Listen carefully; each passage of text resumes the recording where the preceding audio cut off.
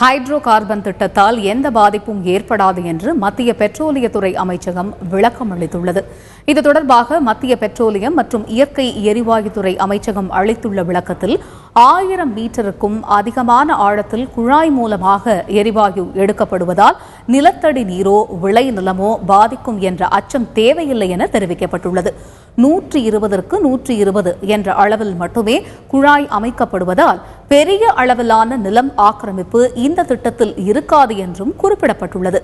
நவீன தொழில்நுட்பத்தில் இந்த திட்டம் செயல்படுத்தப்படுவதாகவும் குழாய்கள் அனைத்தும் சிமெண்டால் மூடப்படுவதால் எண்ணெய் அல்லது எரிவாயு கலப்பது இருக்காது என்றும் குறிப்பிடப்பட்டுள்ளது.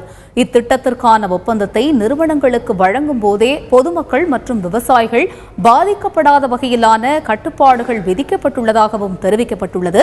தற்போது வரை தமிழகத்தில் 700க்கும் மேற்பட்ட இடங்களில் இயற்கை எரிவாயு கண்டுபிடிப்பதற்கான கிணறுகள் தோண்ட அனுமதி அளிக்கப்பட்டுள்ளதாகவும் இந்த திட்டத்தால் நாட்டின் பொருளாதாரம் வளர்ச்சியடையும் என்றும் திட்டம் செயல்படுத்தப்படும் பகுதிகளை சுற்றி வேலைவாய்ப்பு அதிகரிக்கும் என்றும் குறிப்பிடப்பட்டுள்ளது.